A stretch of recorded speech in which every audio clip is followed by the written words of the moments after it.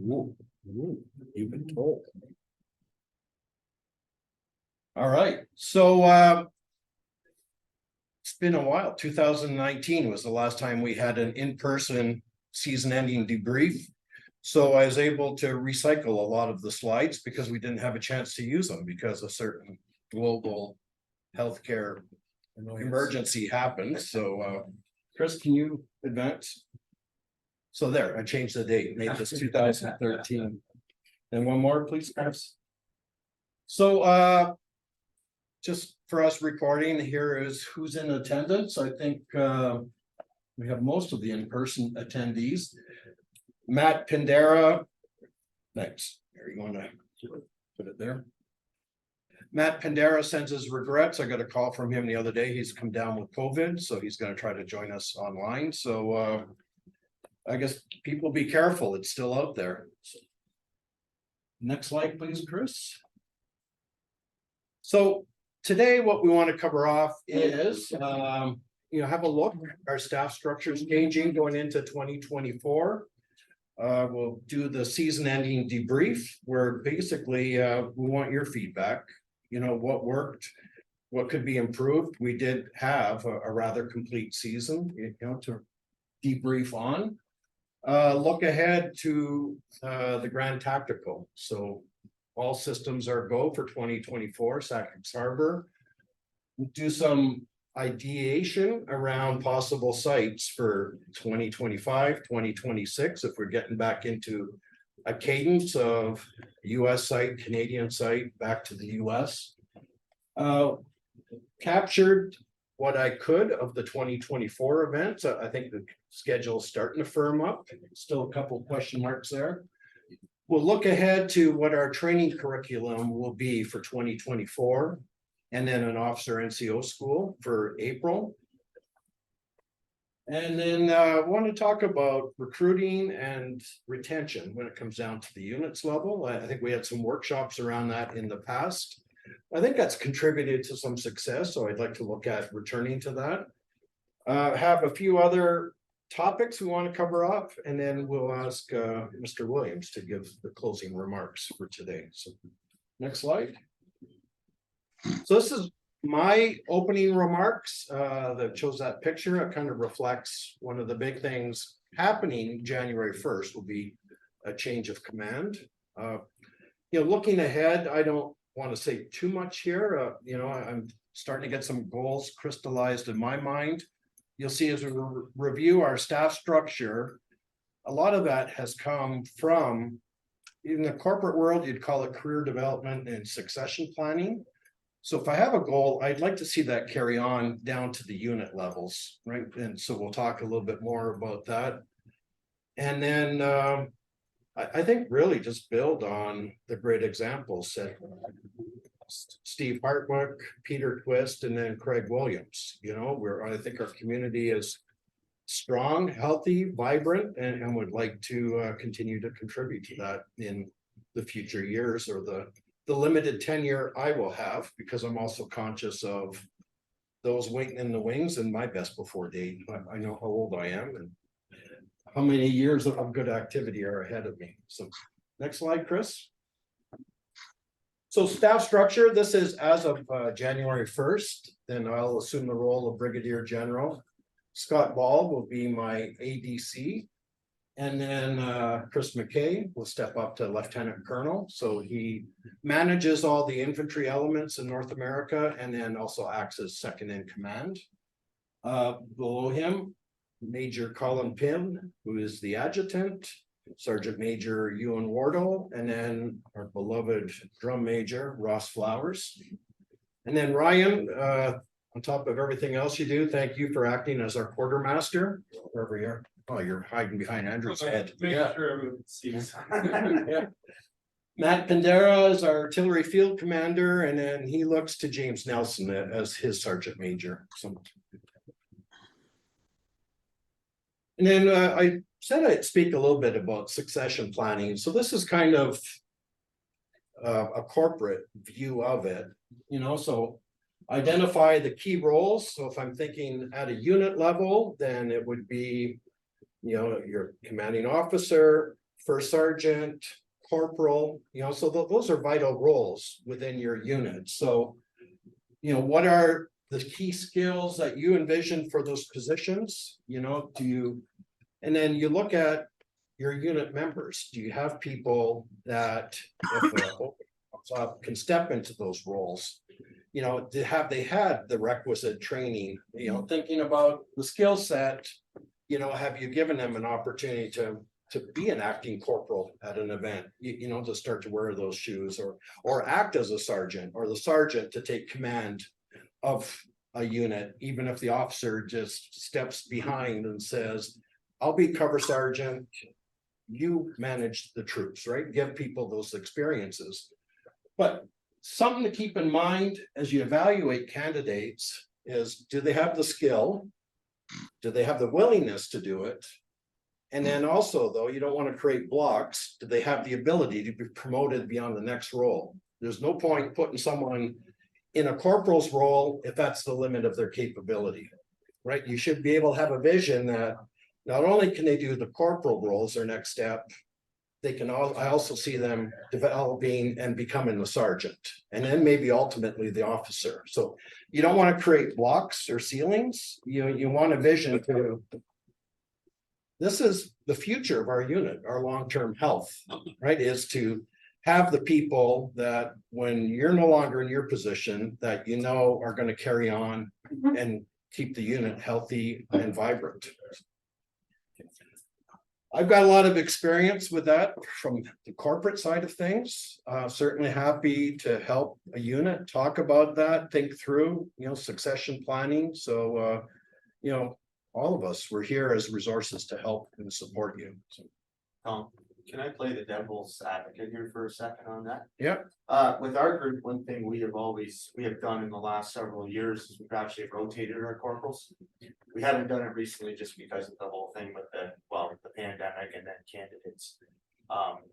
But that has actually served us very well, because then you're rotating some guys back into the ranks and they can still step up and do other roles. So you're not really creating blocks, or we haven't anyway. We haven't run into that at all. No, but I'm thinking the block could be a sergeant, or it could be a commanding officer. Sure.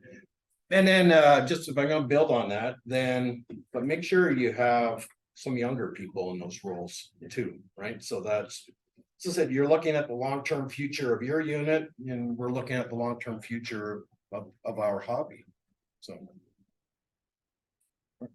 next slide. All right, so debrief, kind of a military exercise. You see it a lot in the corporate world. I think successfully have started doing that at events. After a battle, then we have a quick debrief, make sure everyone's safe. Is there any issues on the field, anything that has to be addressed, and then we move on. So here's an opportunity to do it around the season. So let's talk about what worked, and maybe not say what did not work, but are there opportunities for improvement? So that way we're not critical. So, but we're contributing in that regard. I'll throw it open, and then I'm going to stop sharing, and I'm going to admit someone coming in here. So.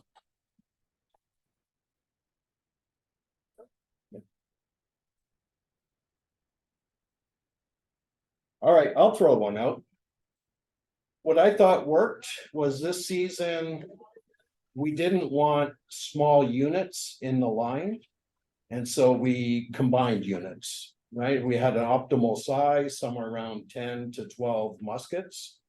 And I thought that worked extremely well, giving us a standard unit size, reasonable size blocks to move around on the battlefield. And then also, I think what it reflected was, getting another person here, the universal drill standard.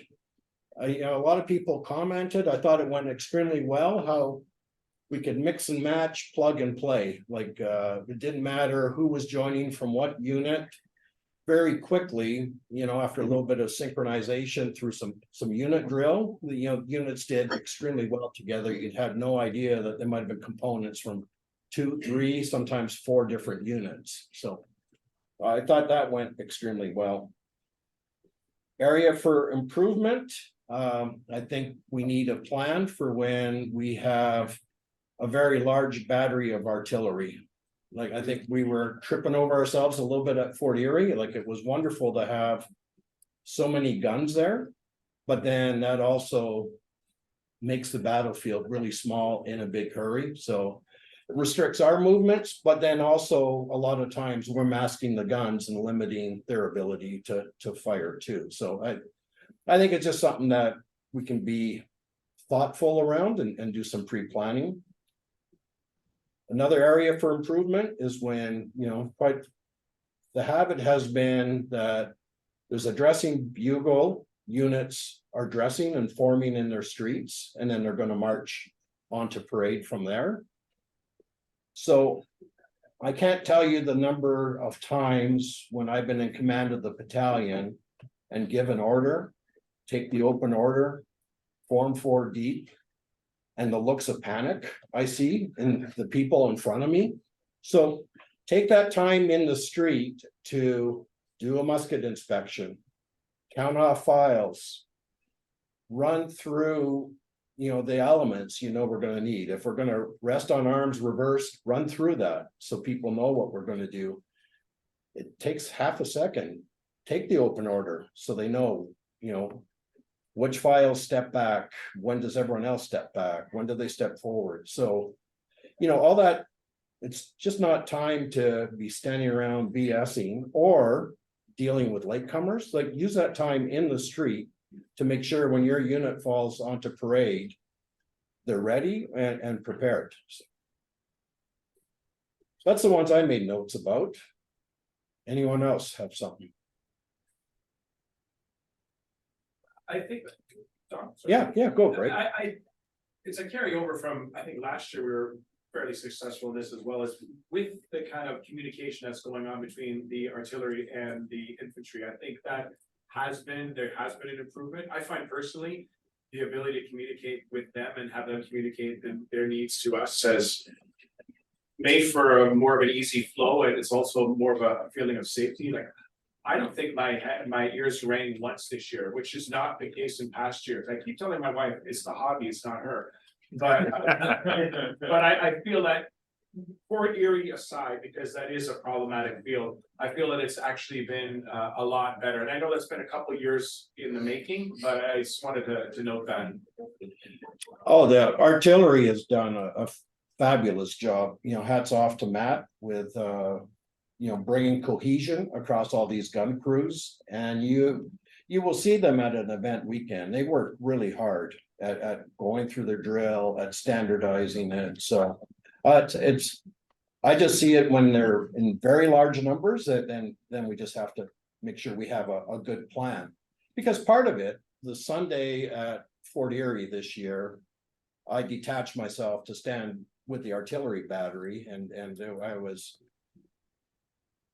chagrined to see that the entire battle, I think they got off 1, maybe 2 rounds, you know, because the scenario was too slow developing. You know, they couldn't fire while we were waiting for the Americans to push upfield and take the guns. So it just a lot of little things we can tinker with. So No, I agree. If I could just add, in the absence of staff putting us where we need to be, I found it was successful because I was painfully aware of the problems with guns at Erie, that I was routinely turning around and looking to the commanders of the guns saying, how far can we go? Where am I? That's constant communication with them made it move a lot easier for my guys. So, I mean, maybe if unit commanders can, if they're not already doing that, they want to consider keeping that communication going between you and the artillery commanders. And staff is constantly checking in with them Yeah. too, right? Are we clear of the cone? Are we masking you? Like, so. But yeah. From a safety perspective, any unit commander can veto the overall command if they think they're not being put into a safe scenario, right? If you're being told to march in a spot, you're not comfortable that you're clear of the guns, then stop and ask for clarification. So first and foremost, everyone's responsible for their own safety and their unit safety. Good, thanks, Greg. Dave, Are all the mounted units gone now? Is that a thing of the past? I haven't heard of any of them in ages, even showing up unmounted. It's been quite a while since we've had, I think we have one of it this year. Right? not this year, last year, Oh, yeah. the one gentleman showed up to be a runner for me or something like that, yeah. It's a shame, it's a very dynamic element, but I don't know we've ever entirely gotten around the insurance issue. Or a lot of sites, if they have to set up, you know, the watering arrangements and feed and other stuff, then a lot of the sites probably look at it and I wonder if it's really worth the extra effort. I'm not sure. Yeah, you don't get any of the American, we used to have an American cavalry regiment, and they used to come across the border, but that always entailed them doing like certain, like a Coggins test or some other test. Make sure the animal doesn't have some, brucellosis or something like that. So that was always a hindrance that way. But yeah, I really haven't seen much in the way of activity from those guys for some time, which is unfortunate. Yeah, and then Mississinawa, I think there was what, 4? Yeah. Maybe, and then, but I think they were Civil War guys that put on a hunting shirt. And, and then really, I think we're more in the way quite often than contributing much. So. Anything else? I'd like to add something. One thing we did at Longwoods this year, and I think people agreed that it works, and I've seen it in this Mississinawa as well, was making the scenarios more interesting, fast paced. So instead of these sort of set piece kind of marching units slowly onto the field, hammering away with volleys, and the crowd's watching, where things are a little more fast paced, you're keeping groups moving, fluid, using your light infantry, and actually getting groups that don't always do light infantry involved in a little more moving around the field. And the real key thing here was getting units closer to the crowd, but in a safe manner, so that the crowd hears the command, sees what's going on, sees the movements of the troops, and gets a better appreciation, instead of seeing guys like 100 yards out there just hammering volleys, and they get bored very quickly. So I like some of the things that we noticed this year with that. Right, we were missing one, sorry. Well, I think we try. In some scenarios, it's hard, but to reimagine and refresh a lot of these scenarios. I've been doing it for 20 years, and yeah, we get bored too. Advance 10 paces, fall back 10 paces. So. And the other thing we try to do, hopefully it's apparent, is track what units have had detached responsibilities. Who's a picket? Who gets to do the escalade at Fort Erie? Who gets to do different things, and then make sure every unit has an opportunity to participate in those things. So we might break some of the rules where ordinarily it'd be a grenadier or a light infantry, but I think it's important that we keep this fresh and interesting for all the units, because that's the overall health of our hobby, right? If you talk about retention, then we want people to have a great weekend, really enjoy the scenarios, get a chance to do some new, fresh things. So good, thanks, Larry. I think the distribution of infantry on the Saturday night march at Fort Erie was spectacular. What, having the light infantry screen? Yes. We can thank Mark Dickerson for that. But if we missed, we probably could have had a rear guard too, right? To finish the look, but. It was fun. It was very fun. But it looked, being one of the herd that you guys were protecting, but it looked cool too, so. There again, is thinking outside the box a little bit, right? Yeah. The drums finally felt that they were secure with somebody protecting them. That's because we Remember, I was right behind you. You're never secure.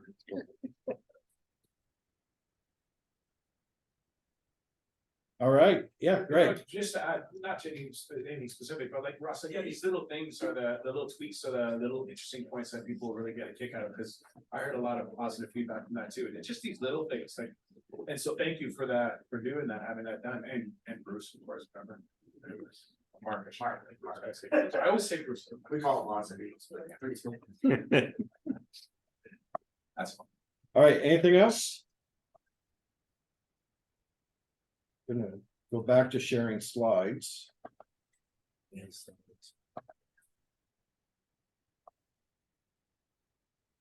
So we're running slides in parallel on my computer for the remote attendees and then Chris's computer for here in the room.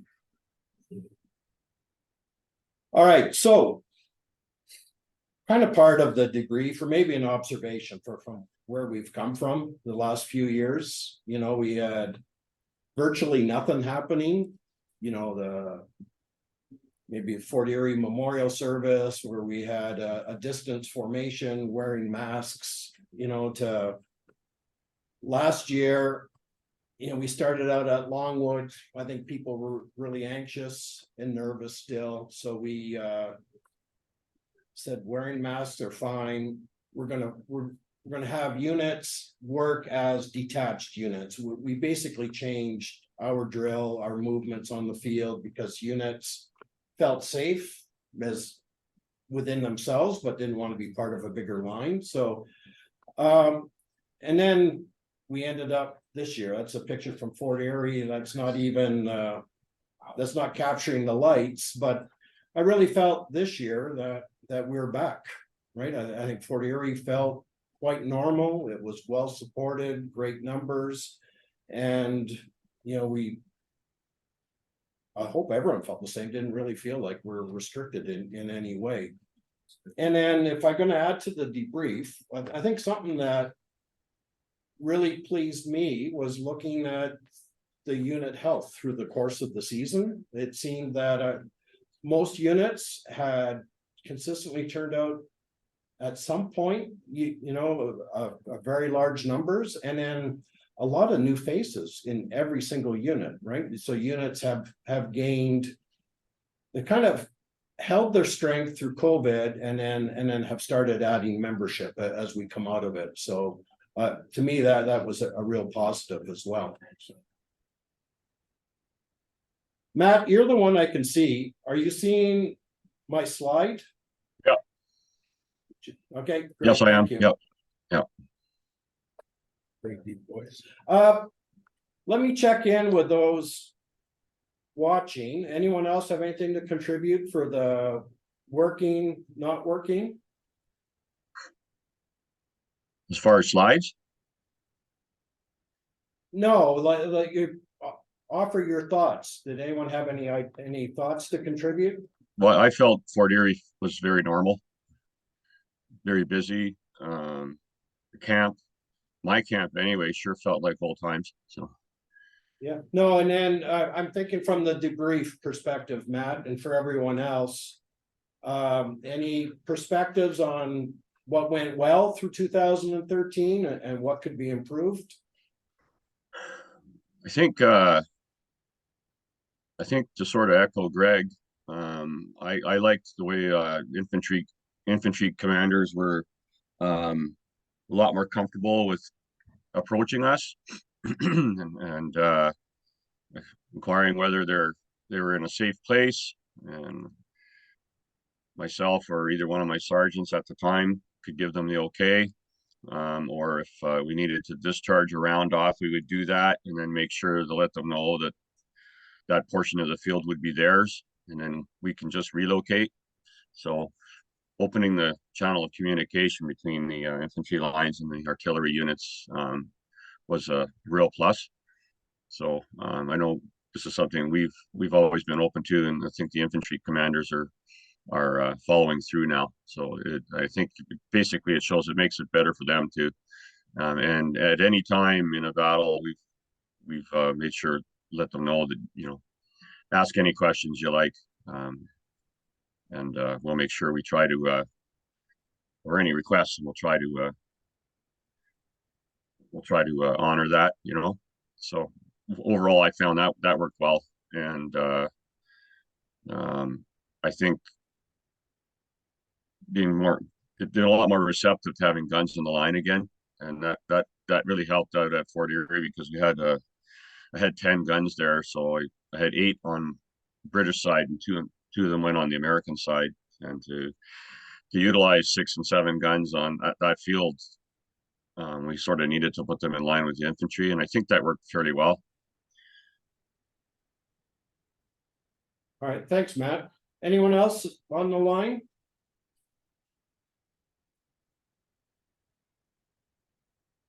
And I can't see you if you're gesturing, so, but if there's nothing else, no problem.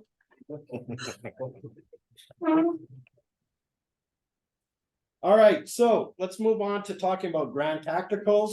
You know, why have a grand tactical? You know, so that kind of like the bicentennial events, you know, that we could have a larger event to look forward to, you know, and a good turnout from both sides, you know, the British and the Americans. And then ideally have an interesting event at a unique site. So kind of keeping the hobby fresh for everyone. And then whenever possible, have an event where both the Navy and land elements can work together, because having the Navy there in numbers, it adds a whole different vibe or complexion to our events. So the last one we were able to have was 2019 at Penetanguishene and Discovery Harbor. I think most people had a great time there, really enjoyed the event. I don't know how many of you talked to a number of the American units. I was amazed with how far people had traveled. There was a boat crew from the state of Washington. There was a unit from Minnesota, you know, a number from Indiana. So quite a few people traveled a long, long ways to be at the Grand Tactical and supporting that. So once again, I'm repurposing slides I had before. So 2020, we were going to have the Grand Tactical at Sackets Harbor. So 2024, I think at long last that this is a go. So I'll refresh everyone's memory. We used this before. There's a map that's a good graphic of the battlefield and the terrain. And then I'll jump to a satellite image so we have a sense for the area that we have to utilize and play with. So there was a Grand Tactical there before in 2010. So that shaded area is roughly the terrain that we used for the camps, for the battlefield. So we had a great event, but we just used that portion of the land. What's happened since then is the state of New York has taken over a lot of the land from where we were before to Horse Island down in the lower left-hand corner. So Horse Island is part of the state, and then all those fields all the way back to the battlefield park right now. So 2010, we had the British camp was set up down in the bottom left. The American camp and the merchants were in sort of the shady grove where the monument is. And then we use this area as the battlefield. So for next year, 2024, we're going to have the camps up in the shaded grove, but I'll zero in on that in a moment. So we want all the infantry to be in the shade. And so people that know me in distances, you know, it can be suspect. So I really did pace us off and make notes. So, you know, that's what we looked at in terms of a layout for the camp, the British regulars. Copy of that. Yeah, Thank you. we will certainly have it long before, right? So then the artillery park, lots of room to the left of the British camp, and then the militia can be to our right. So we're all together, but people are doing their own things. And then the kitchens for the Americans and the British will sort of. A pool, you have access to that. You're all welcome. I think that's part of the militia camp. Yeah, but if that's available as a B and B, then that might be a good one to book there, so, yeah. So the kitchens will back onto each other, so there's a margin where the monument is and kind of like no man's land, so a bit of a gap between the American and the British camps. They're setting up fire pits and stuff for us. And it's also because the local fire department would prefer to have all the fires in one spot. So I'll repeat what Craig said, so the microphone can hear that, and maybe the rest of the room. Oh, sorry. Low talker, so. You can't dig fire pits there, so what they had, and I can't even remember this from 2010, but apparently they did it there. They're more or less like sandboxes, like they have a large. Timber frame and And- 10 inches high and sand. Yeah. And they fill it with sand and so there might be some sharing of fires to make that work, but as we get closer to the event, we'll run some polls. They just ask how many are they going to need, and then we let them know and they'll have that ready for us, so. So does that include braziers, or they would rather us not use anything except for these? I don't know, Greg. Okay. Well, we can ask clarifying questions, so. Remember, this was a battlefield walk we did in 2019, so I'm literally recycling slides from back then. Fair enough. The main thing is it's no dig because it is an actual Yes, historic site. yes. Yeah. The other point was is that they want to make sure that the fires were all in one place for the fire marshal, right? So it's all in one straight line. It's more control. Where would the naval establishment be? The naval establishment will be, oh, you can't see my cursor, those watching can, so. Up there's like the, I don't know, harbor master's house, lieutenant's house. So all the naval establishment were camped in and around the Navy buildings, right? And then I think they're gonna do some work. We've talked with Mr. Hurlbut about this, Charlie, about access to the main town pier. That was part of the reason we pushed it another year, because that was under construction this year. And then having dockage inside the harbor for the naval establishment's boats.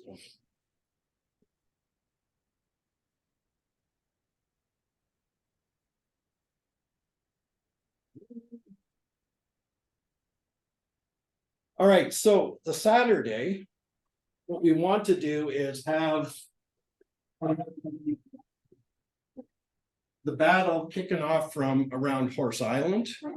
So it's gonna be highly dependent on the lake level and then also the condition of the lake that day, right? So if conditions will work, then we will land some soldiers from naval crafts. There is a little bit of a sort of a beach area right there. So the boats can come around from behind the island. The lake's really low, then the causeway might even be able to be crossed like the British did back in the day. Otherwise, there's some cottages and boat houses and buildings there, so then we'll fake it. We'll hide behind the structures and then have some boats off there, we're landing, and then come out. The idea is we push the Americans off, push them across this field. At some point, I think all the guns are arrayed against us. And then as we capture them, then they get turned on the Americans and then they can follow us in some fashion. So then up here, there is a bunch of gorse and heavy scrub in that, but you can see some paths through there. So when we get to that point in the morning, then we will call a timeout, essentially. The Americans go back to their camp and then we march back to camp. So we have an opportunity, everyone, to have lunch, refresh, tidy the muskets up, recharge the cartridge boxes. And then after lunch, then we'll come back. Our starting point will be where the respective armies finished. And then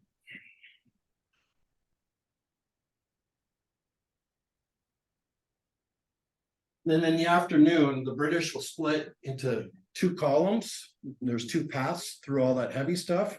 So we'll fight through there and then join the line and then fight across the battlefield that we used in 2010, and then the Americans will have a replica Fort Tompkins structure where the original, one was back in the day. So it should be a very active, full Saturday.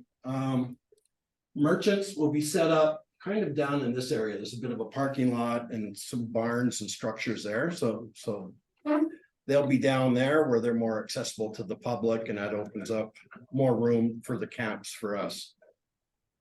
And then the Sunday, much simpler. I think we'll have a memorial service in the morning and then just kind of use this area to have an afternoon battle, and then people can be on their way. So no evening battle. No. I think they're going to try to have dancing. And then where we've had an officer soiree at one event a year. I talked to Connie about using the Union Hotel, which is a historic building that's in their domain, that maybe we could have the reception there, but also include some local dignitaries, the mayor, senators, et cetera. So. Okay. And then maybe some of the command staff from Fort Drum. And where will we be able to park? It was in the notes somewhere. There's a water treatment plant or something nearby that is much closer than where we parked in the past. So they've already had thought towards that and started making provisions for it. Okay, and just for clarification, in the 1813 attack on Sackett's Harbor, when the British were landing, there was a British band that got off the ships and drowned because the water was too deep. That won't happen with the well, that won't happen with the Corps of Drums, because as I've said over and over again, we're not a band of music. You just stole my joke. I was gonna say that. We're not gonna let you off the ship. All you're picturing is a bunch of pipes sort of just above the water. Snorkels. Yeah. I think just don't let Chris jump up first and go, yeah, it's plenty high, yeah, lots of room. Maybe it'll just depend on whose boat you're on. All right, so here is my challenge to you, y'all. At Mississinawa, I took over the parade and stood in front of all the assembled American units there and challenged them to come to the Grand Tactical and support it, so that it is something special. There's a lot of excitement there, but I need you guys all to really advocate for this with your units, and if we could have a strong turnout. The last Grand Tactical that we had in the US was at Fort Niagara, and we did not do well. If it wasn't for a couple of American British units and units that we ordinarily wouldn't see, like the 100th, and we would have had very, very light numbers. So I know people don't like to travel a distance and are worried about crossing the border. Any of the issues with the New York State gun laws, that is gone. Especially for the state park like Sackett's Harbor. So there's no restriction there, and it's very easy drive. You probably don't have to spend a whole lot of times in the States. If you cross at the Thousand Islands Bridge or whatever that is, just past Kingston, go across and you're half an hour into Sackett's Harbor. If people haven't been, the village is spectacular. Like every street you walk down, every corner you go around, there's a marker, there's a monument. Like this place is preserved in time, just as it would have been for the headquarters of the US Lake Ontario fleet or a lot of the US Army at times. So it's a wonderful place to go. We're trying to pull out all the stops in terms of the amenities and having really cool battle scenarios. But for this to work, then we need to offer a good turnout. And that goes downstream. Like when we have a Canadian Grand Tactical, if we want the American units to show up, then if we don't turn up at a US site, then we're going to have a hard time convincing them to come to a Canadian site. So fair? Fair. Good, thank you. You're here.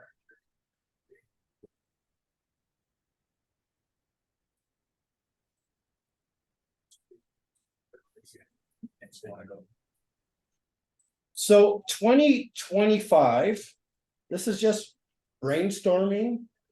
We haven't talked to any sites, no sites have come to us about hosting the next Canadian Grand Tactical, so throw some ideas out. I think Fort George was the second site that ever hosted a Grand Tactical. Fort Meigs was first, Fort George was second.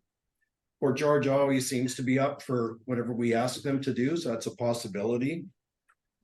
Discovery Harbor, well, it'd be 6 years since the last Grand Tactical there. It's a neat site. It's certainly conducive to the Navy being there and able to participate. I've never been. There's been some mention of Adolphustown, it's in the eastern part of the province. Dave, I think you guys have done some loyalist stuff and different things there, right? Is that? Yep. Big Navy events happen there because they have a permanent dock, a concrete dock and all that nearby and in Bath. And then Adolphustown itself, it's actually a loyalist park, so they're willing to do whatever they want. The sergeant from my unit actually runs the park, so we can do whatever we want, chop down trees.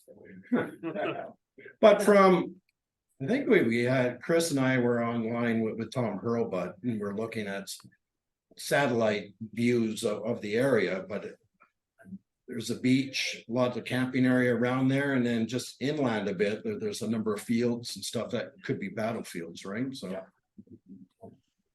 Maybe it's a road trip. Yeah, or we'll go to Chrysler's farm and take the time to go have a look at that too. Any other sites jump out at you? Canadian site large enough to host a Grand Tactical? We need the hobby to step up and show they're willing to support Chrysler's, right? And I have a slide towards that in a moment. So. I know it's a really long way, but are there any sites in Quebec that we haven't explored? I don't know Quebec Parks Canada sites very well, but maybe somebody out there does. Plains of Abraham, if we're shooting at Americans and not French. Give a rep war event there, they were fine with that. Yeah, it's a good piece of land. Right up in the plains are fantastic. It'd be fun. Lots of wandering the Grand Allée in uniform, and hitting the nightclubs. Dagobert. It's one of my favorite haunts, Quebec City. Dave, you guys did Chateau Gay before, right? Yeah. Did they? Yeah. It wasn't on the original battlefield. Did they get some parks or farmers fields or something nearby, or? And we were in like the fairgrounds, is my memory of it. And then we went out to, I think, the original battlefield and fought there as well. They were very good about it, but the funny thing was, considering it was a Parks Canada site, the person running the site didn't speak English. But had a translator who I knew, Andre Goose, great guy.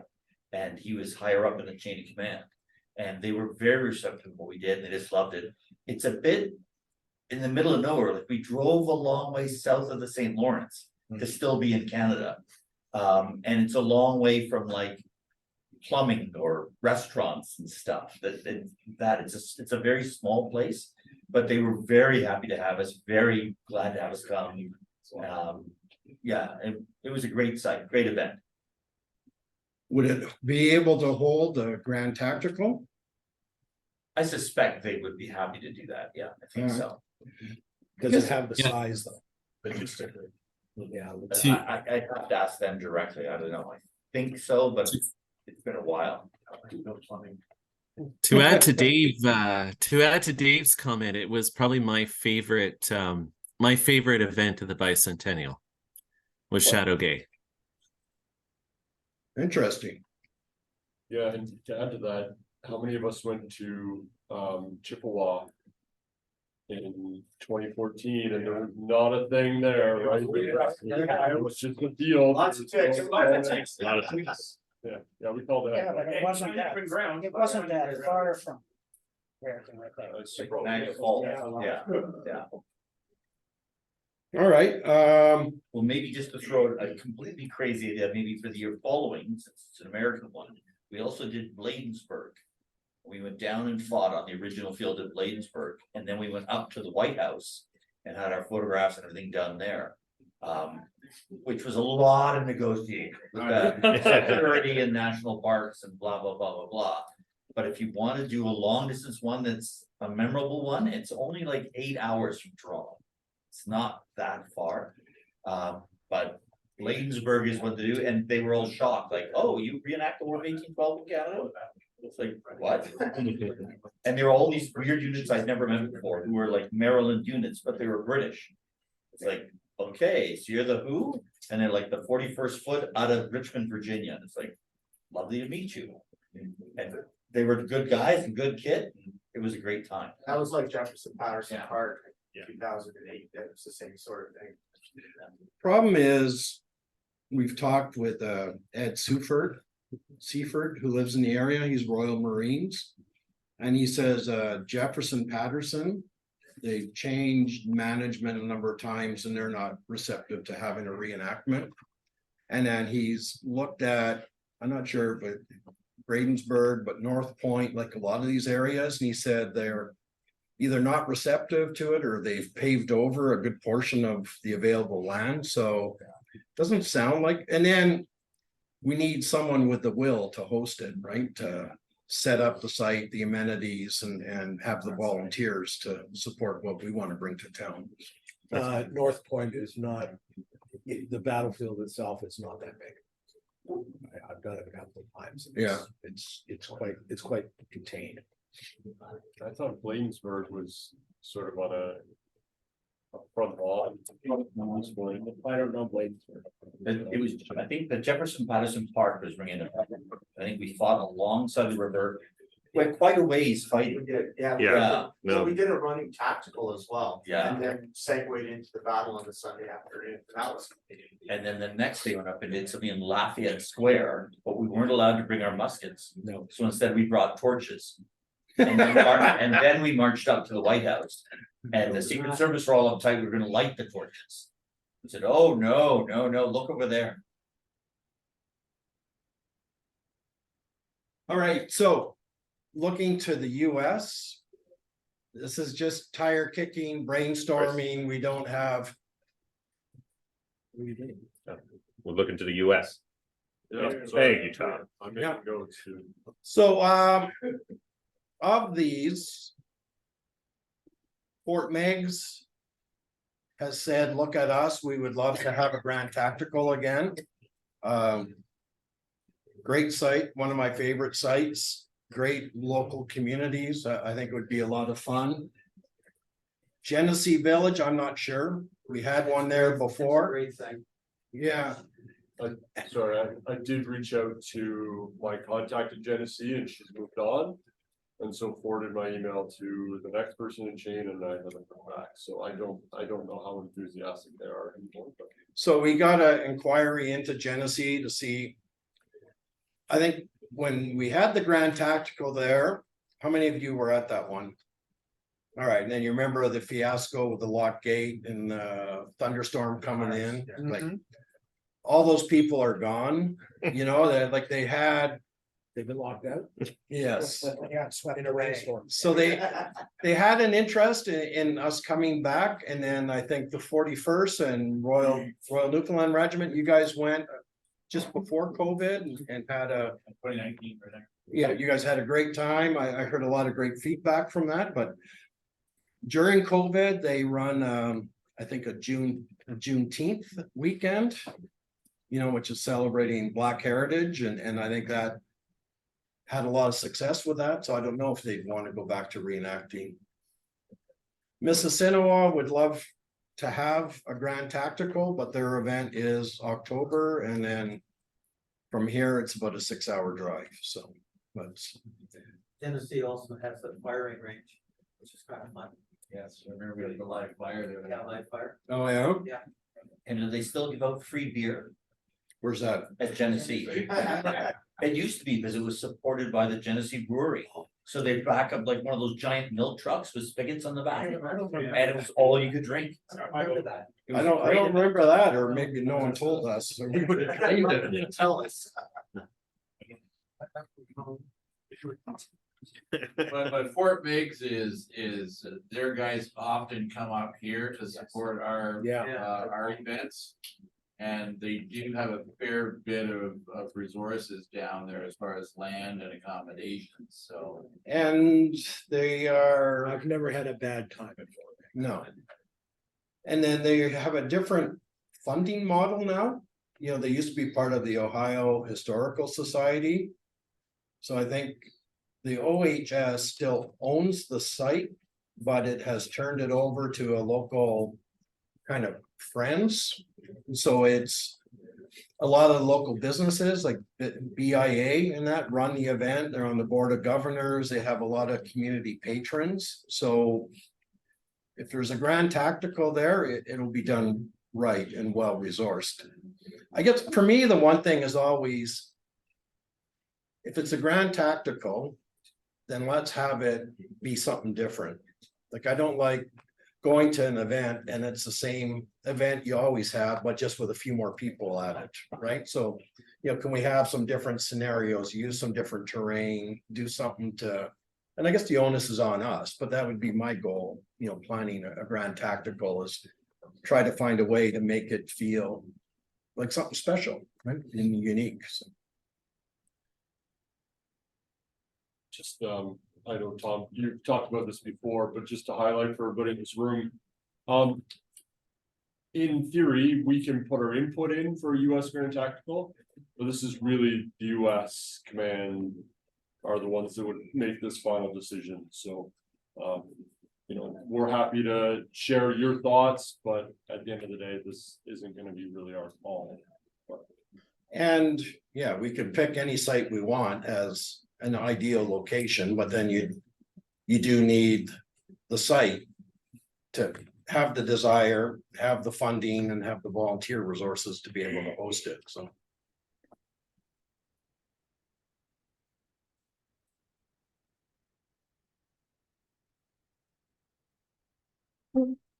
All right. I think I've shared versions of this. It's starting to firm up, you know, so that's the schedule for next year. We'll continue to push this out. Scott has been updating the 2024 events page on the Crown Forces website. So Bacchus Mills in September with a question mark. I think that's getting closer to reality. I have a conference call with a gentleman from the Long Point Conservation Authority in 2 weeks' time or so.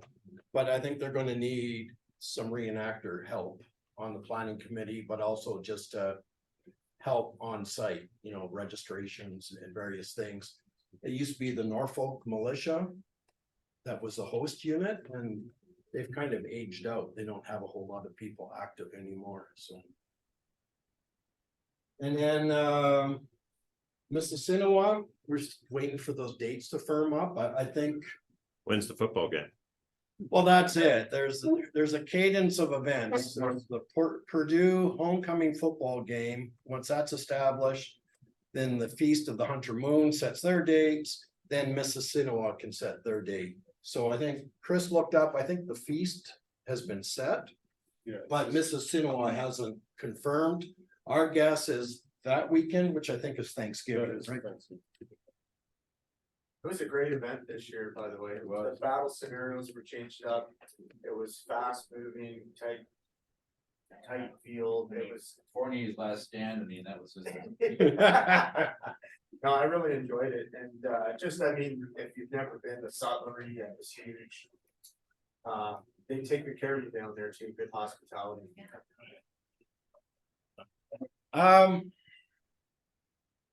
Want to point out, so the 41st dinner's coming back. New venue, the Idlewice Tavern in Kitchener. The private room is huge. It can hold 200 people. So been working with Mike Robertson. We want to keep the ticket price as low as possible so that as many people as possible can attend. So I just want to reinforce it's not a by invitation event. It's open to the entire hobby. So, you know, if you're rank and file, if you're American, if you're EID, Native, whatever, it's kind of a nice, it's been always informally been the start of a season, right? A great way to see everyone again after the winter and, you know, socialize. So more details will be coming on that, the date set. We want to finalize the ticket price and then we'll communicate more around that. Officer NCO school, I think we're well away from Easter, but also Newville. So then it's a little bit early in April, but that does give us a couple of weeks between the officer NCO school and Longwoods. Sometimes in the past, it's been back-to-back weekends, which I'd have not particularly liked. So and our goal is to have barracks accommodation, you know, so that we can stay down there again. Greg's birthday party. I don't know why there's so much falls into September now, but it's the busiest month of the year, and unfortunately, you know, we have some overlap with Dunvegan and Bradley House. But hopefully there's enough numbers to support both events. I think they draw upon different core units, you know, as their key constituents. And it's probably a good time to say, we don't set the schedule, right? It's up to the sites. If they ask us, we'll make sure they're aware of what else is going on and potential conflicts, but we can't tell someone whether they should or should not have an event. You know, we can make them aware of our concerns, but you know, we don't have that power as much as people think we control everything. So You're not in charge, Tom? So you can't fix that parking ticket? no. No. All right, and as you talk to sites and various things, if they're not on our schedule, then get us information and we'll add it to our calendar. Fort Willow, we don't have on there. My understanding is that's a by invitation event and fairly limited. That's true. Yeah. It's a good event, I must say, but it's one of those ones that has no facilities either. I've never been, I've never warranted an invitation, so. But I open that up to say that I was happy to host you for the weekend. Oh, yeah? Wear your worst uniform and you can fall in. Absolutely. Watch what you're setting yourself up for. That'd be a trash event. Be careful what you wish for, Jack. There's no battle. We did have, It wasn't on there, but it is on the Craft versus site, my event, my march, and it was October 5th this year. Earlier. All right. yeah, we did have, last year we had somebody approach Tom and I and say, how do we get to be an official Crown Forces event? There aren't official Crown Forces events, right? We don't run them, we don't organize them. I mean, we certainly help, but if you want to be on the calendar, you just gotta talk to us and Communicate, yeah. yeah. If we haven't heard of you, we can't put you on your calendar. Well, wasn't there a term that they used to use back in the day where they called it an all Yeah. forces? Yeah. Yes, it was, but we were doing that before the bicentennial. It was mostly to get prepared for the bicentennial. What's happened now is after post bicentennial, what we're doing is we're just taking a look at a grand tactical per season instead of like marking, it used to be 3 events a season. We're not doing that anymore. Okay. Yeah. All right, I got a few slides to talk about some events, just to offer a little more perspective on maybe what's been happening with them. We'll start with the Battle of New Orleans. There is a whole new committee and community support behind them. I believe the battlefield actually has brass on it now. What? No fire lines? Oh, that shit. So, Nature finds a way. they're extremely reenactor friendly to the point where I think there's a barracks or an old school or something nearby where if reenactors travel, then they can be offered cots in a warm, dry environment. You don't have to bring canvas. So, you know, they're hoping to have more people go. I don't know if I can do it this year, but I'm gonna try to get down there for a recce to see what's going on. You know, and the usual stuff where they'll have activities in the French Quarter and have a second line parade and various things, so. Very popular with the units that go, you know, they hope to overcome any negative stigma there might have been with some individuals that were associated with the event in the past. Did I skate around that? No, right into it, buddy, right into it. Yeah, food for thought. 2015, you know, when they had a big bicentennial event, then there was quite a number of us went down, and there was quite a crew. Kevin organized it on the bus people, you know, shared a coach ride down. My butt didn't appreciate it, but the experience was good. Actually, the bus ride wasn't as bad as I thought it was going to be. You know, they had two drivers that would switch off, and they had a little sleeping berth in the back for the off-duty driver, and from what I recall, it was fairly economical, and it was convenient having this coach to get you back and forth to the battlefield in the various events and programming. So perhaps someone could organize something like that again. I'm kind of at the limit of my capacity for organizing stuff. Probably still have most of my files if anybody wants. I think that's what he meant. I know it. So River Raisin, I know, Dave, I often see you down there, but it's quite amazing what's happened there is they don't like it when I call this, but they're in the process of building a River Raisin theme park. You know, they have a ton of money behind them. So if you've ever been, the original visitor center is boarded up. I don't know if they're gonna knock that down. They've moved into what used to be the twin pad ice arena. So that's where the NPS offices are now with displays. One of the ice pads, they have like a longhouse set up in it and a bunch of indigenous displays. The other one, I think they're receptive to people sleeping in there if they want to put cots in. But I also talked to them about if we're volunteers, then getting government rate at one of the hotels.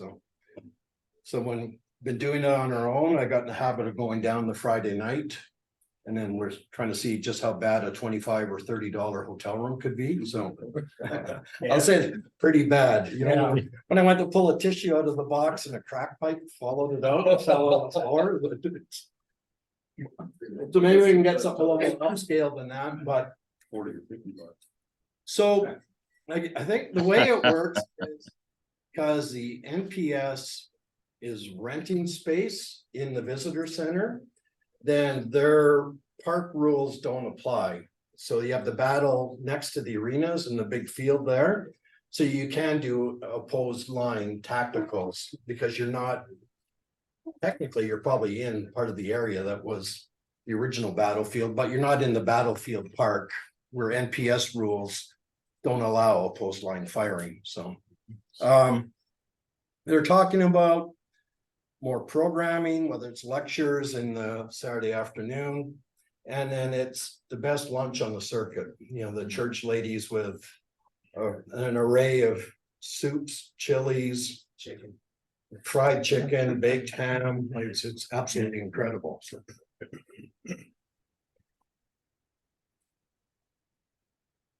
Fort Malden has talked about trying to do something there. You know, technically that falls under Pete Martin's domain too, as you know, I don't know what his title is, activities director or it's an events coordinator. Word title. Yeah. Friend of Chris. But even if they carry on, they brought back this year their the August long weekend, their timeline event. You know, and it was I went down to check it out and be part of it. It's even that's worth seeing. Fort Malden's an incredible site. They have a great little museum with some incredible artifacts there. General Winchester, the pistols he got captured with are in in there on display. So food for thought, a significant site associated with the War of 1812 that I think a lot of people in our hobby have never been to, so. And it's one of the few places where you might encounter Vikings in a Bren gun carrier. No Vikings or Romans this last time around, but I think we talked about Genesee Village. If there's, whether it's a grand tactical or even a standard event, super cool site with all the buildings in there. And then super cool site with buildings, and then Chrysler's Farm is on the schedule this year. The last time, 2022, I was there, and it was nice to see, we had a decent British turnout and a good cross section of units. They weren't large, but I seen units kind of, I think of it as feelers. I think we have a few guys go down, report back to the unit. What was the event like? Hospitality was outstanding. They're very conscious of the reenactor experience, making sure that it's everything it could be. The last couple times I've been there, it's been treated great, respectfully. I've had a wonderful time. I'm anxious to go back again this year. And Jim, maybe you can pipe up. The last time Mark Stubbs was talking about possibly a return to having a scenario in the village. Is that still a possibility? Possibility, yeah. As everybody is aware, we work pretty close with parts of the St. Lawrence, so there is a possibility of doing something in the village.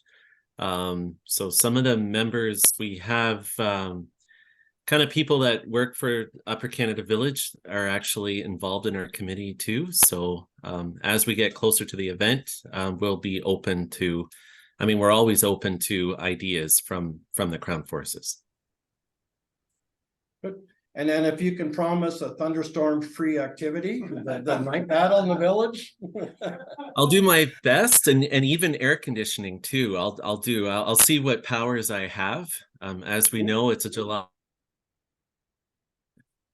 Hopefully there, but we'll see. Yeah,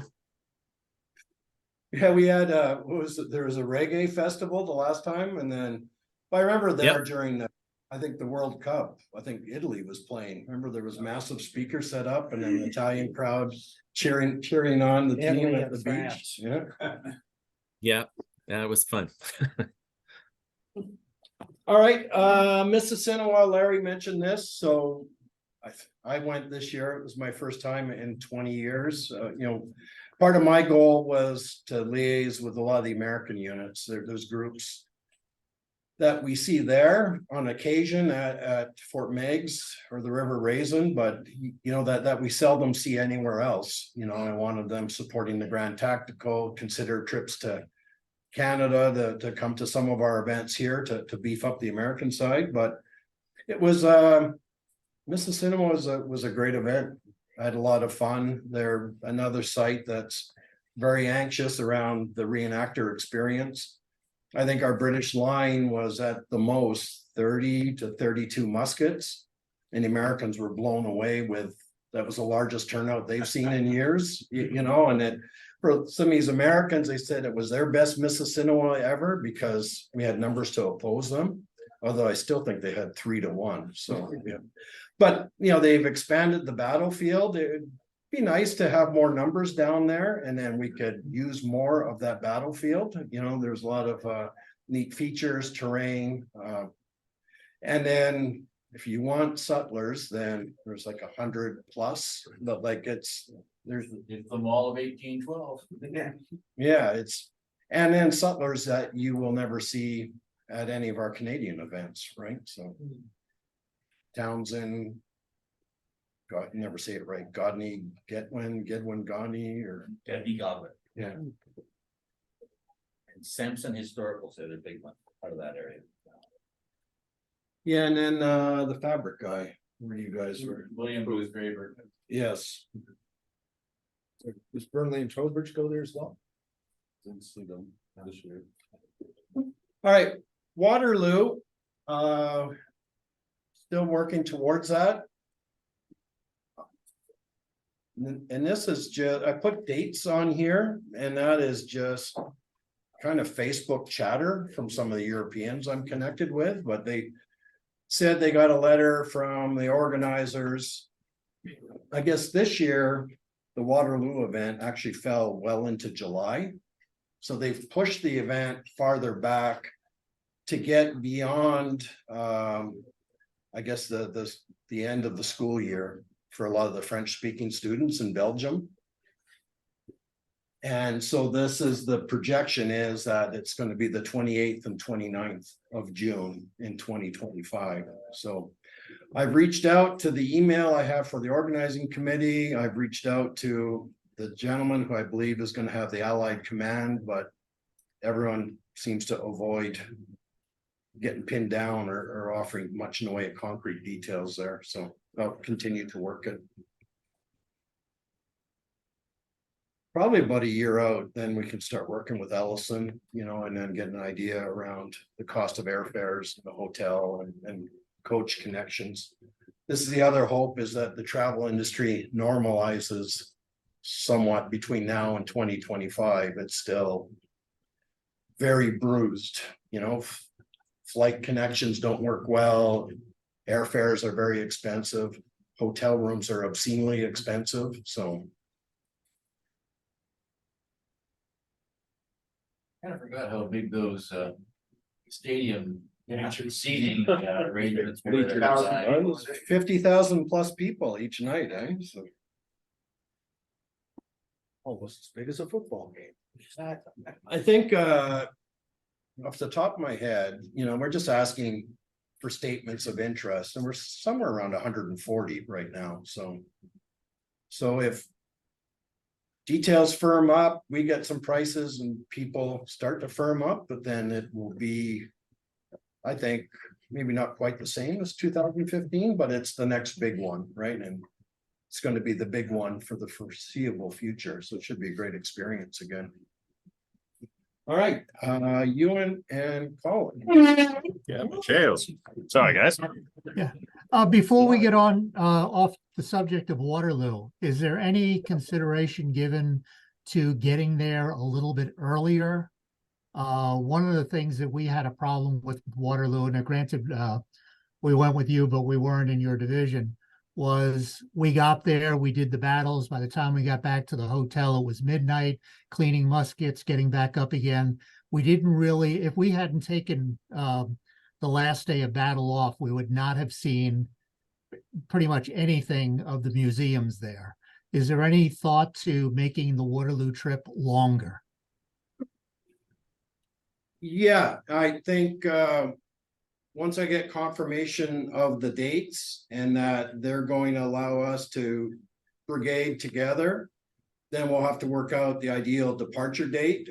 So with that in mind, Ian, you know, so we get over jet lag, have an opportunity to see some of that. And then the last time we did give people an opportunity to extend, which a number of people did. So we'll look to do that again too. I know I saw absolutely nothing compared to what everyone else did. So that's why I went back on my own, I think in 2019, 2018, and did a detailed tour and study of the battlefield, which is worth doing. Yeah. Well, if we hadn't given up the last day battle and actually gone through the new museum, I would never have seen my hats actually on a mannequin in a museum. Thanks, Ian. I hadn't heard you mention that in a couple of minutes.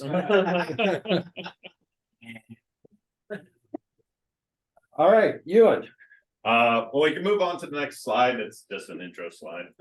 So as we heard, the school this year is going to be back at Fort George. We'll have both days to do it. So we're going to be following, from what I understand, the format we followed prior to COVID. So the Saturday is going to be, if you lack a better way of putting it, the school proper. So with both classroom and ideally practical time outside. We are early on in April. So weather's a bit of a crapshoot, but we're hoping that we'll have some nice days and we can get outside on the Saturday. Sunday, we're opening it up to units to come like we have in the past pre-COVID. So if you don't have sort of off-season drill scheduled for your guys, it's a great opportunity maybe get them all out, get the cobwebs out, rust away. So on the Sunday, we would obviously love to see as many units as we can out there drilling. And depending on the numbers and the weather, we can also maybe do some practical on what we were learning on the Saturday, but with larger units. So that would be nice. Next slide. So the big thing we're going to be preparing for is the change of command ceremony. So we are going to be reprising what we worked on back all those years ago when we welcomed Craig to the big seat and said goodbye to Peter. The change of command ceremony proper is going to be at Fort Erie next year. So we have between the school and Erie to work on it. What's great for those who remember is that what we do is all stuff that we can incorporate on a event by event basis. So moving from line into column and back again, marching in column, working on the manual and platoon, all these things are part of the change of command ceremony. This is all stuff that we can do practically together over the course of the season up until Erie as well. And that's one of the things that we as a staff have talked about, is that during the period of uncertainty as we were coming out of COVID, seasons of 2022, 2023, we were emphasizing, okay, you guys work on your unit level, work with your boys, because we ultimately don't know, things can go south again, and next thing we know, we don't have a chance to be together. So work internally as a unit to really try to perfect what you guys do on the company level. What we needed, though, was to continue to work together as a larger battalion. And that was one of the big things that came out of this year. This year was, in my opinion, the first real season we had, ultimately, since 2019. And so one of the great things about focusing on the change of command ceremony is it allows the staff to work with you, the company commandos, to really bring us back together again as a battalion, move really efficiently together again as a battalion. So yeah, next slide. The potential unit drill day, obviously, this is a chance, as I said before, for you guys to come out and work with your own units. If we can get a lot of units in attendance in good numbers, we can start working on that change of command ceremony that very Sunday. So that's something that would be really nice, is if we got good turnout. I think, I want to say in 2019, we actually had some really good unit turnout on that Sunday of the school in 2019, which was really handy. And so that's something that we're hoping for this year, for next year as well. Once we're confident again that we're really working together as a battalion to the best of our abilities, we can have a bit more fun. As you guys might recall, back in 2020, we were hoping to do a light infantry school, an advanced light infantry school even. We have talked about it. This is something we're not going to necessarily move towards next year, but this is something that maybe we can strive for 2025. So now that we're going to be able to focus back on a battalion level again, that we can ensure that these events are going to go ahead and that we're going to get the numbers we need, then we can have, again, a little bit more fun and be a little bit more adventurous in what we're going to be incorporating into the officer NCO schools for 2025, 2026, etc. Last slide. So yeah, sorry, I didn't get a chance to see the slides in advance, so I'm going a little too fast. So we might be able to do something like that at an advanced light infantry school in 2024. If not, because again, that schedule is pretty full, especially as we see with the fall, this is something we can move into 2025. Working with all you guys again has been terrific. I couldn't get over how much I missed the hobby during COVID. Obviously, I'm dealing with health issues, which meant my 2022-2023 seasons haven't opened that great. But I'm really looking forward as we move into 2024-2025 to really get back what we had in prior to COVID. You guys, everyone did such a terrific job as we led up to the Grand Tactical. Pen and Tang Machine was a great example of where we really focused on one thing, which was street fighting, and it worked so well on Pentatang machine. Everything moved just so. So focusing in on change command this year, and then maybe next, change command for 2024, and then for 2025, say light infantry, we can maybe capture that same magic that we were able to do in 2019, focusing in on something and really putting quality out there on the field. I guess last slide then. That's it. That's it? Oh, okay. That's all you get. And that's all I get. Then in that case, any questions, comments or concerns? I'm keeping it very short because I'm mindful of time. All right. Good to have you back. Thank you. Good to be here. You wanted to speak next to it, Chris? Yeah, so a couple things logistically first. Stay tuned, please, for I guess probably the Scott. I'm having a little trouble getting out of my old role, but stay tuned to Scott for barracks information. If you guys are wanting to stay over Saturday night at the NCO school, if they want to come Saturday night to prepare for Sunday. I know going back way in the Wayback Machine, we had to have a sign up list because we said, there's only 30 bunks, right? So stay tuned for that. We'll have a little bit more information. And also, I think the drum corps might be joining us at NCO school as well for the weekend, right? Yes. So I don't know if bunks will be limited, but keep an ear to the ground for that. We'll let you know when we talk to Pete Martin. Did you want to say something else about it? No.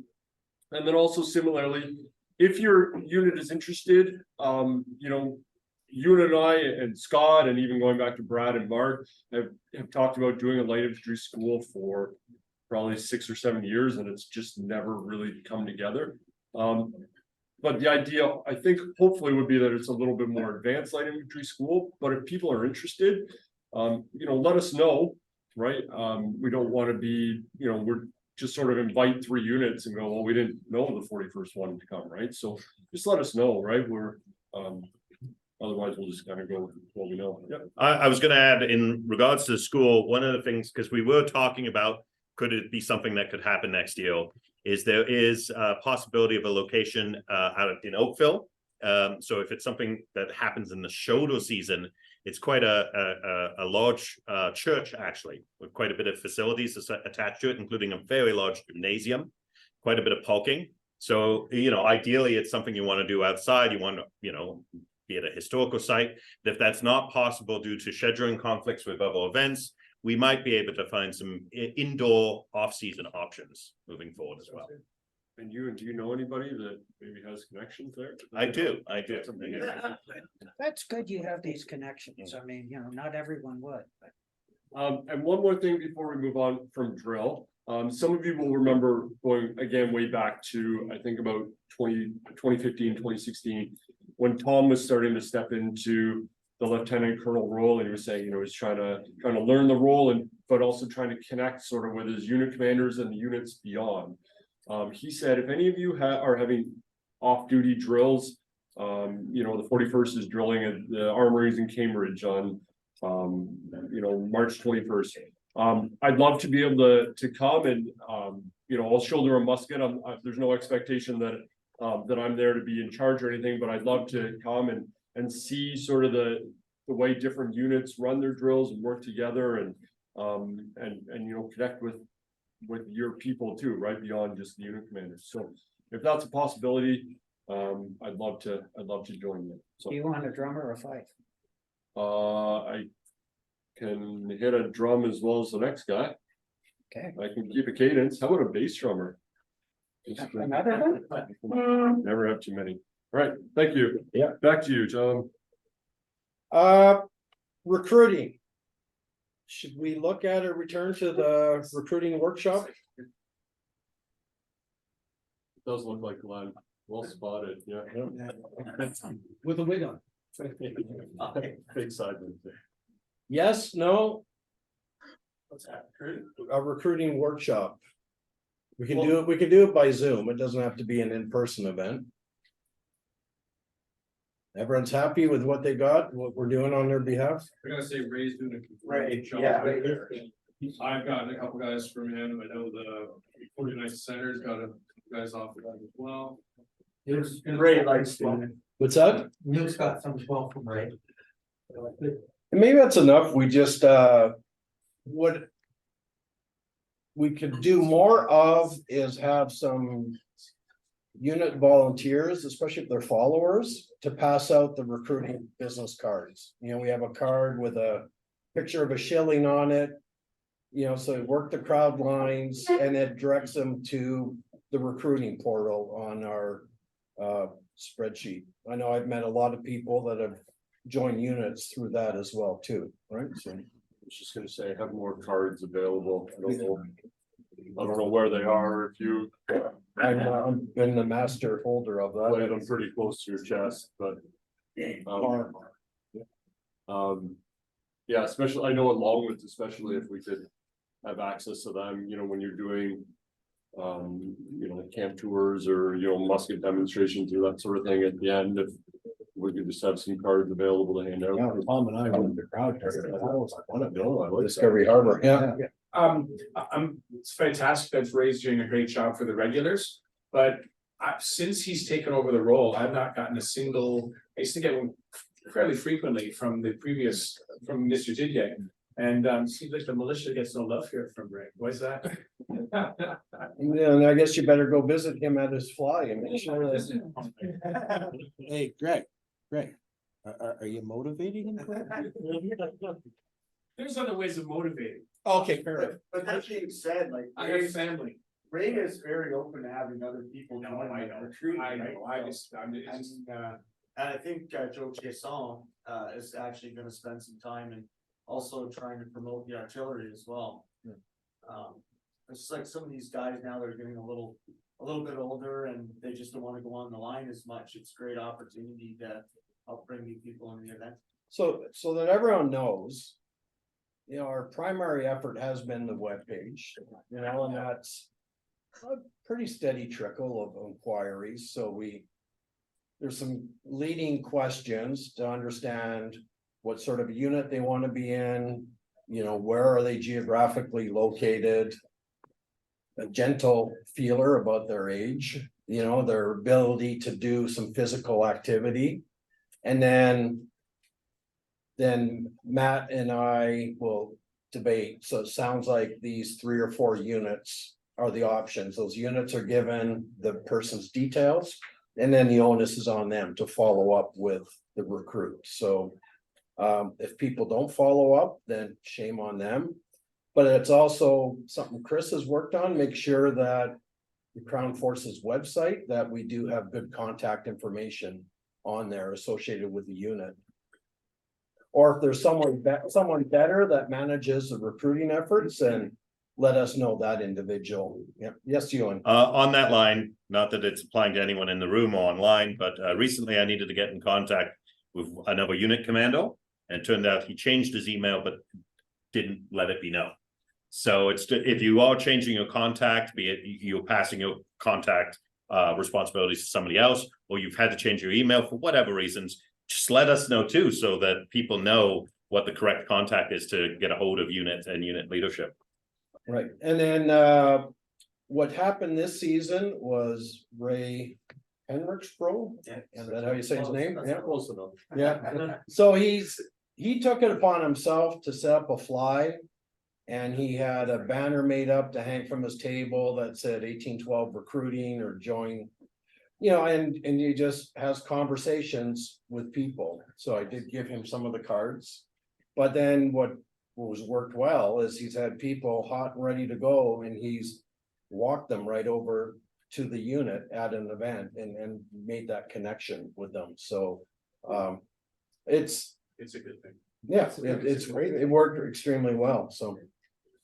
All right, then we won't worry about a workshop, but we'll carry on refining what it is we've been doing. Just before we go on to your next topic, speaking of recruiting, I have to repopulate the color party. And so if there are people that you know, either in your group or at Tangent, to your group that might be interested in becoming a color sergeant or an ensign rather than carrying a musket or whatever, then please let me know.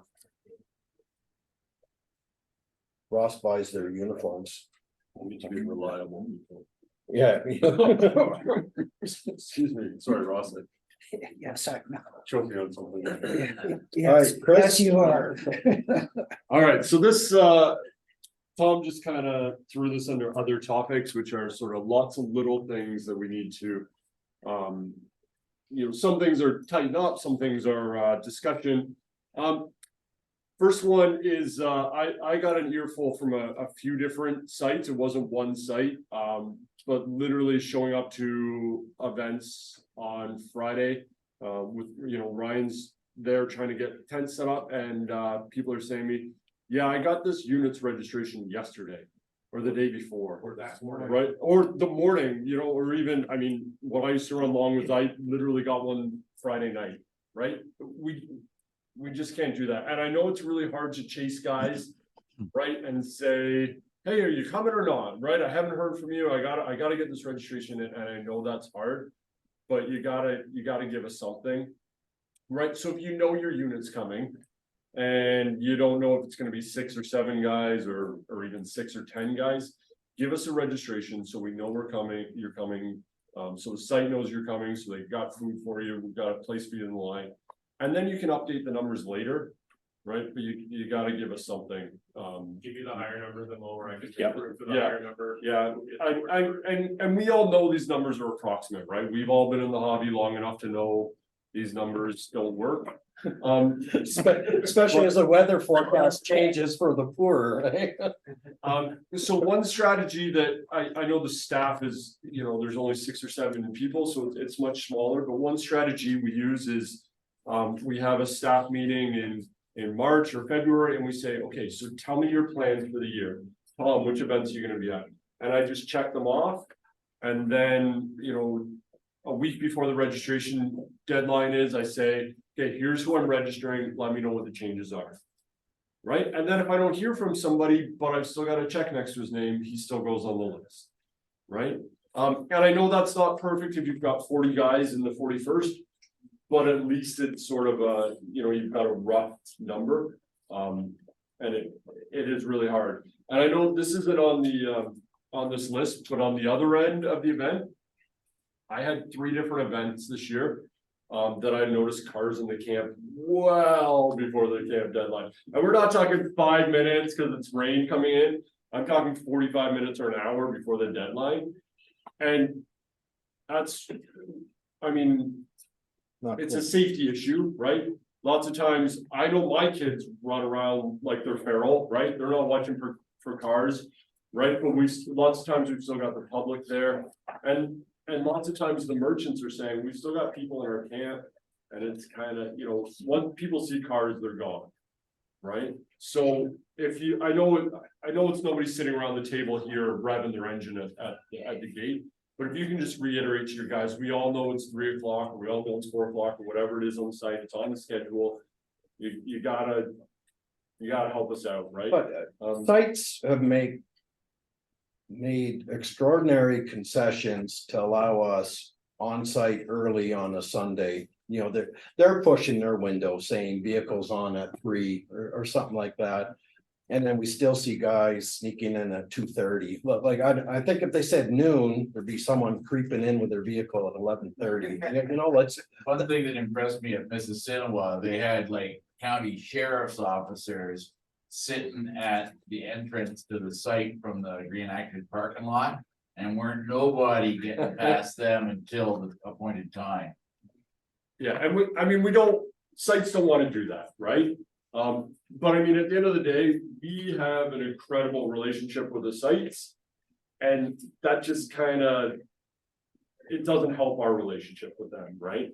So if you can just kind of reiterate to your guys, that would be appreciated. And then to build on the need for timely submissions or registrations, because the sites use those numbers to ensure if they're putting on a meal, there's enough food, that they're gonna have enough firewood, that they have the right water arrangements. If we have last minute registrations, then someone might do without, or there might not be enough firewood because it was scheduled a week before when the cutoff for registrations was. And just, I mean, this entire meeting, right, Tom and Craig before, very approachable, right?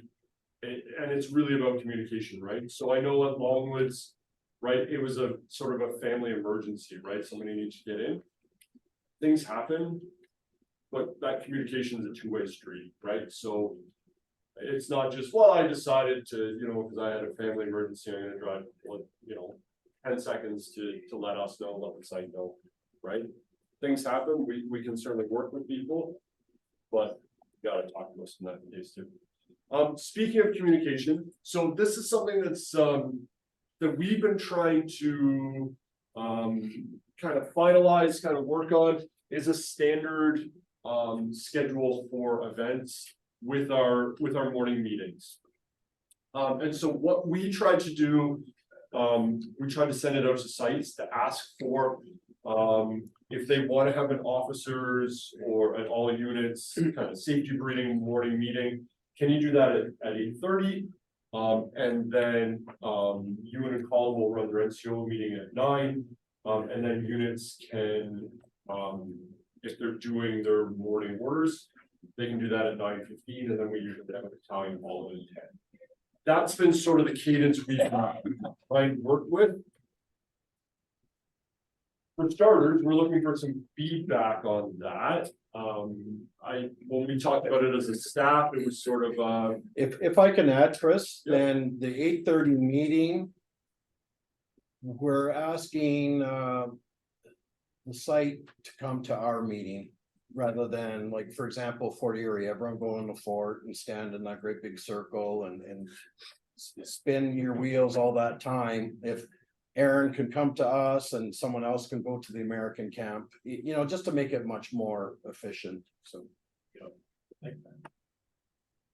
yeah, so I mean, does that cadence kind of work for people? I know a lot of people said, well, we've always had our morning orders at 9, right? And so that pushes them a little bit. But on the other end, we don't want to push our officers meeting too early. These guys need their beauty sleep, right? So so the other part of that, the discussion that came out, and this has come out as sort of individual conversations really around Fort Erie, and if you were at the Napoleonic event, was the officers meetings seem to be, no offense to Fort Erie, but we'll take them as an example. The officers meetings seem to be, did everybody sleep okay? Here's what the weather is, and here's what the firewood is. And then the NCO meetings with Colin and Ewan are, here's all the really important information today. And the officers are going, why don't we get to know that stuff? And so that's part of what we'll work on that. There was discussion about maybe having a different officers meeting, and we among the staff, we kind of went, how do we play with the timing? How do we make that work? Right. So I think it was 5 days ago we had the meeting. I think sort of we said we're going to stick with this cadence for now. But maybe we'll look at adding sort of a pre-battle, if necessary, officers building. So things like fallen times and that sort of thing, right? Sorry, but if your NCO knows him and you don't, he's a good guy. He can talk to him, he can ask you, cheat in some cases, right? But it's the battle details, right? That I think the officers are going, well, how come I? So that's something that we'll kind of work on. We'll play with. We'll see if that's something we need to add. But for now, we'll stick with the polling. Maybe that. I mean, that's sort of one that came up. Yeah. But do you want to add anything about meetings? Next one is we've talked for years. Ryan, no wall tents in the British camp, please. But so in the camp lines, ideally, we should have wedge tents or bell tents, and they should be ideally, fairly clean streets, because sometimes you're parading in those streets. And then the camp kitchens are a little bit different, right? So if you want to have a tent in the camp, in the kitchen lines. You wanna have a storage wall tent in the camp lines, or in the kitchen lines, sorry. Okay, we'll close our eyes. But some things, one, it's a storage tent, right? So if you're going, well, you know, I need to store my corporal in there, no, let's try to make it a storage tent. Let's try to make it one, please. Right, so when it ends up being, well, I need 4 storage tents in my kitchen line, well, now they're not storage tents, now you're just. putting Especially when guys they up have there. four corporals in them. Exactly, yeah. So, you know, we sort of worry, as we talked about. 40 read this year, yeah, it was definitely a return to normalcy, but it wasn't sort of the huge 40 reads we remember. So as these events continue to grow, as we think they're going to, you know. Having one unit having 3 flies and 4 tents in the kitchen space, it's not gonna cut it, right? So the no wall tents isn't new. No. That's a long-standing understanding, but stuff tends to creep back in. Kind of like athlete's foot, you thought you got rid of it and it comes back around, so. Sure, mate. Or fly tents going up in the streets. There's been a couple of occasions where that's happened. So where do you want the wall tents? So And wall militia tents, militia, or the artillery has, the artillery camp has wall tents as well, right? So just the idea is in the British infantry camp, we keep it nice and clean and tight like that. I think we've had some wall tents as officers' tents, which are fine, but it's the idea like a private. Trying to set up a wall tent in a line of wedges. Yeah. That's some work. Any questions about, anything I've heard so far? Okay, so this is the one that got me some nasty looks at 40 read. Hammer saws and flash guards are in our standing orders. They're in the Parks Canada regulations. So every single one of you that's a unit commander has agreed to abide by our standing orders, because I have the emails, I can go back and find them if you want. And so I know guys don't like hammer saws, and I know that for most of this year, there was, you couldn't buy them for love or money, right? None of the merchants had them. But they're really required, and I mean, some of the inspections, we would go down and you could count on one hand the number of hammer saws you were seeing. And flash guards, we put them on there, I don't think flash guards are really being a problem, No, but I was shocked, it might have been the Napoleonic event, all of a sudden I was just like. Inspecting the muskets and think, what's wrong with this picture? I said, oh, hey, you don't have a flash guard. Okay, so again, it is creeping back in a little bit, but I mean, the vast majority of us here put it on when we bought our musket and haven't taken it off since, right? We really haven't had a supplier for the last little while too. Yeah. A lot of people get that stuff from either, well, Spencer's or Twist. Yeah. Or, Sabo. Yes, that's true too. So part of the reason we're bringing this up now, is because, I mean, we've got 4 or 5 months till Longwoods, right? So if you've got guys that don't have them, I don't know, maybe check Godwin or I don't know. There's a few places in the States that, I'm not suggesting you order one hammer stall and pay $14 in shipping, right? But, maybe order a few. Never hurts to have, if you've got your sergeant here, never hurts to have a couple extra in a barracks box. And I know it sucks to have to be the mother of your group and go, okay, I'll loan you mittens. But we've all been there, right? We've all done it. I've got a template for hammer stalls and lots of leather, so I mean. Yeah, somebody should tell Terry Sanderson. Well, Terry was Chris, making, Yeah. okay, Terry got it. They made probably 20 at 40 read. But let's not leave it to the day of, you know, I mean, if you think you need hammer stalls, talk to Terry Sanderson, or you can even talk to me because they don't take long to make, and I'd be happy to whip up a bunch. Well, I can't remember the event, but generally, and maybe we're our own worst enemy, we haven't enforced it, but every now and then you'll have an event where their safety officers will say it's an absolute, and then you watch a panicked search for hammer stalls. Yeah, and I see a couple hands, for two quick things, so, one is. This should not be a surprise to us. When we're inspecting, right, so it goes back to that time in your streets. You should be making sure those guys are ready to go before they fall in, right, so that shouldn't be on us then. And similarly, we don't really have the enforcement power, right? That's gotta come from you, right? So we're not gonna go to a guy in the lights and say, you know, get off the field. That's not our job. So we're kind of relying on you to be the one to say, you gotta have it, right? It's gotta be there. So I saw one hand. Where to begin? Well, I mean, I'm happy that my NCOs are jackasses to the other ranks, because that's a job that I don't have to deal with. But we've had guys kind of step out of line on battles because they didn't have something prepared and they weren't there for the morning drill or whatever it was, they weren't ready yet. So I don't think that is a bad thing. I mean, if you have that issue, it's better that than having a serious safety concern happening on the field.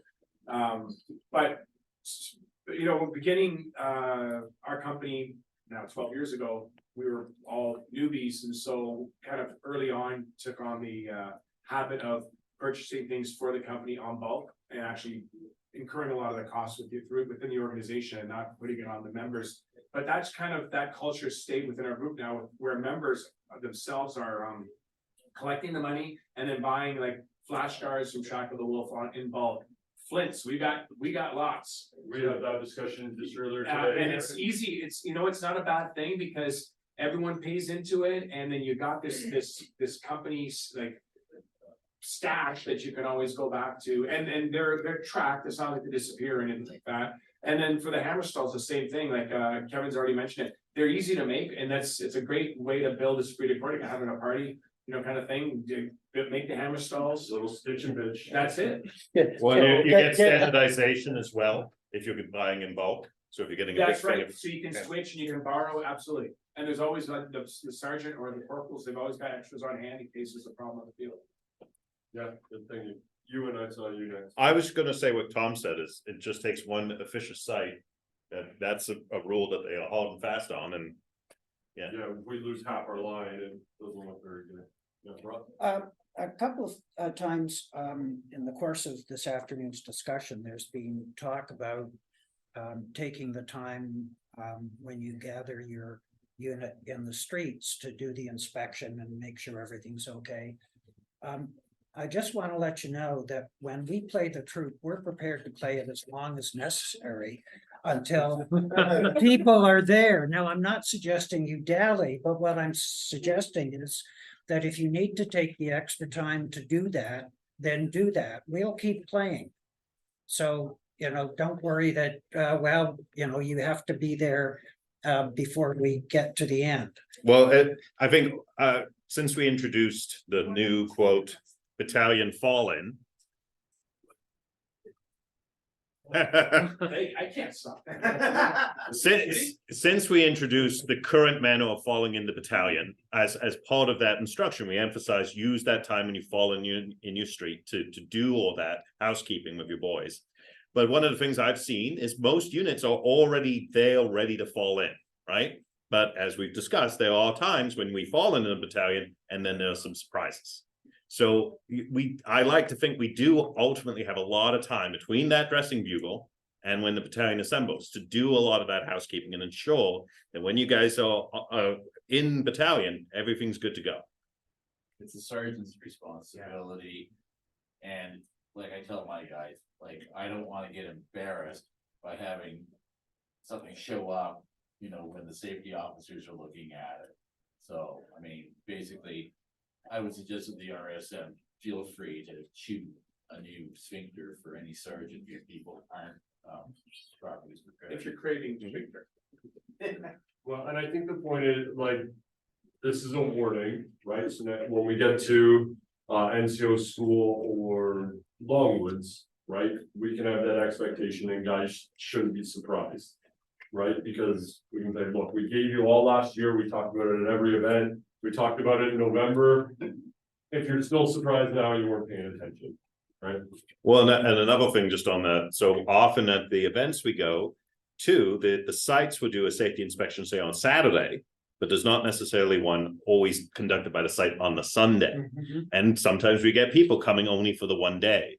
So it's even, you know, there is a lot on our shoulders as company NCOs, company commandos, and staff to ensure that even those who will not have the opportunity to do the grand inspection of the site are still meeting our own as a society, our own expectations and obligations.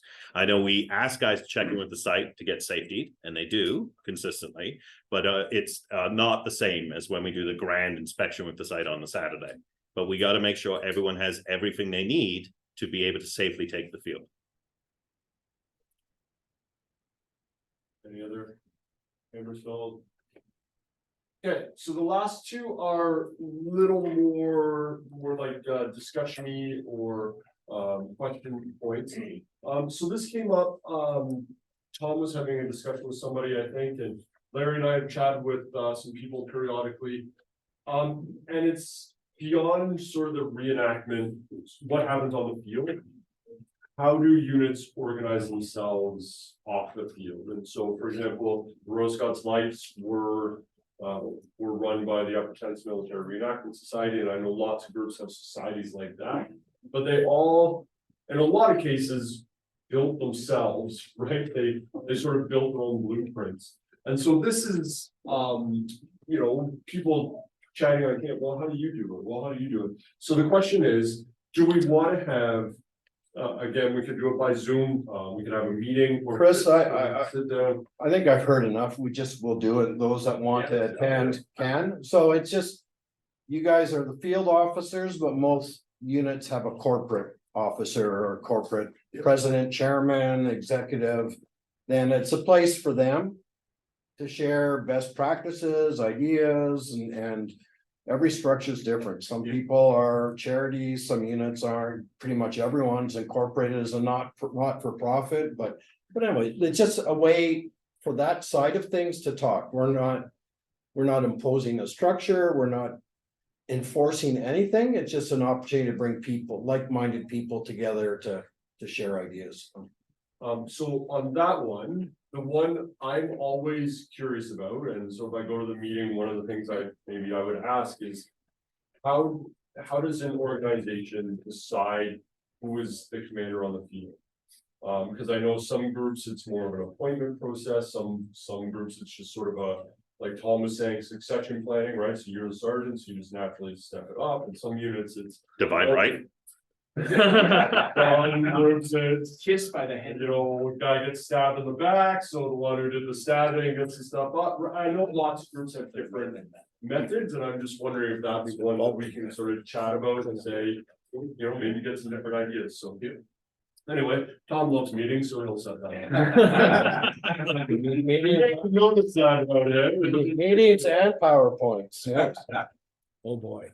And then the last one, again, in the past, we've had an officer of the day, really, and a camp guard, so, I mean, sergeants, right? You could, take charge of a camp guard, and we sort of rotated that through.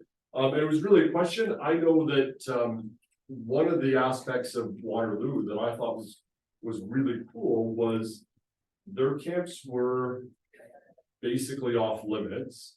I mean, I don't know to what extent it was, but anytime I wanted to enter the British camp, I had to have the password.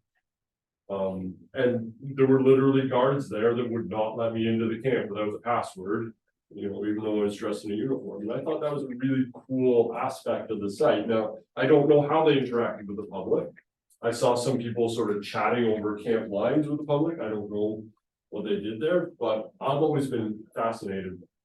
I thought that was a cool thing that we could add. That being said, it is a lot of work, right?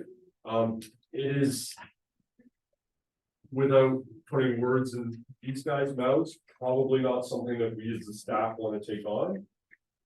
We're pretty busy at events, so if we're changing a guard every 15 minutes, right, we don't have time for that, and that's a corporal's job anyway. That being said, when thinking about this and thinking back to Tom's succession planning slides, right? I know that we've sort of said to you guys, we're always looking for staff leadership. We're always looking for that. We go to different, we were Mississinawa, we sort of go, okay, we need somebody else to step up. Who are we gonna use? And so this is a great way for not just you guys, as officers of the guard, or, NCOs, but even your younger guys, right? If you've got a corporal who's really keen and really wants to show off his stuff and really wants to, he's somebody that you think is maybe gonna go somewhere someday. Put him in charge of a changing the guard for, a couple hours on a Saturday. And allow everybody else to sort of go to make notice of that kid too. That helps with succession planning for us as well. Because we're always looking, I know it doesn't seem like that, but you do notice things. I was just gonna say, before COVID, that the camp guards and those who were leading the camp guards was really great. We had some great NCOs step up and we took on a lot of responsibility. I know one of them, I think, ended up making a good catching the eye of staff, and that went a long way. So yeah, I would love to see it back again, and love to get the opportunity for younger people to get that kind of responsibility. No, we They're need good for anything. we need people that are okay Energy. standing still. Yeah. Right? If somebody's allowed to fall for under I think we had a camp guard that we can put a leash on a clothesline. Just give them all. Oh, they'll find it. Just at the thought of doing drill. I didn't want to hear that. But different units are different complexion, right? So, but I know units that have a lot of young membership. They're looking for things to do, right? And this is an opportunity. And units that are maybe like an old cheddar, or a little bit more refined, they appreciate the time to cool down in the shade and not have to do too much extra. So the camp guard's a good way to channel the youthful energy, right? So You gotta run the dogs. Idle hands, man. This is a display thing as opposed to a security communication thing. Actually, before COVID, it kind of served both purposes.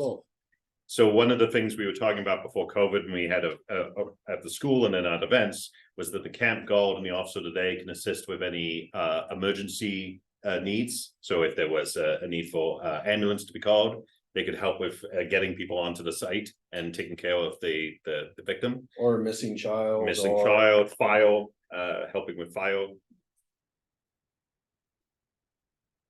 Speaking of which, he went to Peter Twist's house a few months ago and helped him clean out his, I don't know what he called it, his stables or whatever. We found the fire bell, so. We need to return to. Fire bells are too. The fire bell. It was buried under about 4 boxes, but it's, I think that went somewhere at the end of 2019, and then yeah. I kind of lost track of It's it. in my trailer now, so it'll be coming We'll back. do bring it along. Yeah. All right, so at this point, I would ask Craig to offer some closing remarks, and we'll wrap this meeting up. So, and then Craig, could you speak up so that the microphone can? Fine. Yeah, sorry, I'm just enchanted by the 1965 Mercury Cougar out there. That's an incredible condition. I have notes. Hopefully mine's getting a little old. I'm not gonna bore anybody with the history of how I got to where I am. All I know is that I recognized that I was a brick. I was a stone. It was time to move on. We want younger people moving up. We want people, this is what we've been talking about. This whole meeting is making sure that the knowledge and the experience and the responsibility is being passed on. It's one of the main reasons why I'm moving on. When I took over, I had huge shoes to fill. And hopefully I filled them without my feet sliding around too much. Moving on, I know that I have left people who can easily fill my shoes. They're incredible people. They're going to do an incredible job for us. I want to thank all of you for your years of dedication while I've been from your brigade major to your colonel to the general. Your trust has meant everything to me. Pardon me. I will say I'm going to still be coming out to events. My role in the events is going to evolve. There's a certain amount of chance that I will be involved in safety inspections, things like that. I'm probably going to be doing an impression of a Royal Engineer. That much is something I'm working on. It's just like, oh boy, what did Royal Engineers do? Holy shit, what did they didn't do? And of course, occasionally, not this next year, but year after that, I will probably get an infantry uniform made, and I will probably be in the line, swinging a musket with the best of them. And of course, with the 49th Regiment, because they're my home. As we're saying, the two things that are really have always been close to my heart, close to what I wanted to see, things that I've always punched up. Again, we've been doing this here: drill, and drill, but safety. Safety is everyone's responsibility, from the private to the general. Okay. But there's something else that's also important. What we do when we go to sites is we're trying to animate these sites. We get a gift from the site, we get a place to play. But in that gift, we have a responsibility to that gift, and that is to give them a show. And part of giving that show is not just for the public, it's for us. And part of that, the core part of that, is remembering the people that gave us the gift of nation. Please reinforce this with your various troops. If you take a casualty, be a casualty. Don't lie there with a camera. Don't lie there laughing. Don't be giggling. This does not send a good message. This doesn't send the message that we want to send. Okay? The laughing, the fooling, and the farting around, that's for the campfire. That's for us. That's when we say, did you see Ryan go into the ditch? He was on his head again. That's where that happens, is in around the fireplace at the end of the day. I think that's just about all that I have at this point. I just want to say thank you very much, Tom. Once again, an amazing meeting. And I know that I'm leaving it in good hands. Thanks. Thank you.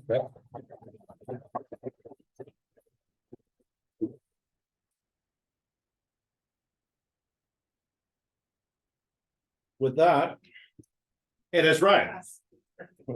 Like an Escalade, we're out of here. So if anyone wants to stay and have a refreshment out in the bar, I'm not sure if we can have access to this room. Well, I'll check if we can sit in here or not. Otherwise, you guys are free to go.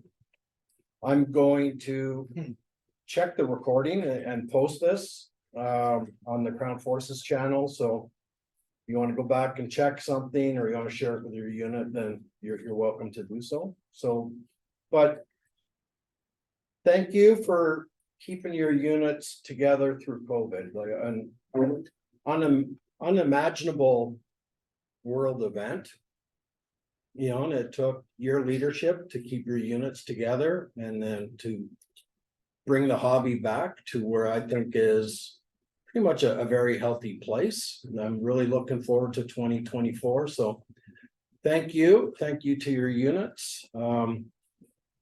Thanks for everything you do. I really appreciate it. So that's that. Nice. Thank you.